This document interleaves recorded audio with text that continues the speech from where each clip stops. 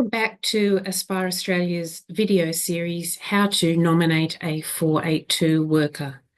In this video 3, we will be looking at what you need to pay your nominee to meet the requirements under the migration regulations. There are salary thresholds for occupations under both the specialist stream and the core skills stream. For the specialist stream, the minimum salary for a 38-hour week will be $135,000 per annum. That is inclusive of tax, but exclusive of super. For the core skills stream, the minimum salary is $73,150. If you propose to pay your employee less than these amounts, then the nomination cannot proceed. In addition to meeting the minimum salary threshold, the 482 worker needs to be paid at the annual market salary rate. This means that they will be paid the equivalent of what an Australian is or would be paid to do the same work in the same position in the same location. If you have an Australian doing the same job, again in the same location and position, then the nominee must be paid equivalent or employed on equivalent terms. If that Australian is earning less than the threshold, for example, less than $73,150, the nomination cannot continue.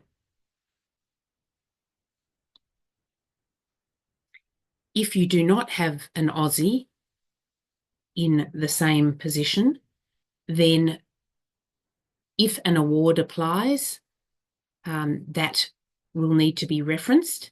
And if under the award, the salary would be less than $73,150, again, you would be unable to proceed.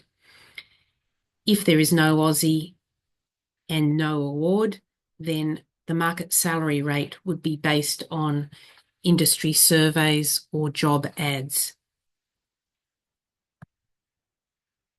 So the questions to consider are, is there an Australian citizen or permanent resident in a similar role? Does an award apply? Does the salary payable to the Aussie or for the position meet the core skills income threshold?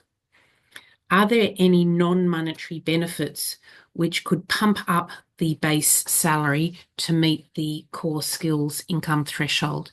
If so, a submission may be put to the department to request an exemption from meeting the $73,150, for example, based on the base salary.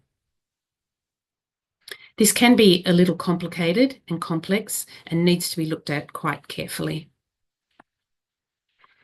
Evidence for the market salary rate may include extracts from the award, payslips or contracts for the Australian equivalent worker, an organisation chart to show that there either is or is not an equivalent Australian, and job ads, salary surveys or industry surveys where the market salary rate is determined in that way. In summary, the salary for a 482 worker needs to be above the core skills income threshold of either $73,150 in the core skills stream or $135,000 in the specialist skills stream. Nominees must be employed on equivalent terms to any Australian in the same role in the same location, and evidence must be provided to support your claims. HR managers and business owners, do you know what you don't know? Probably not.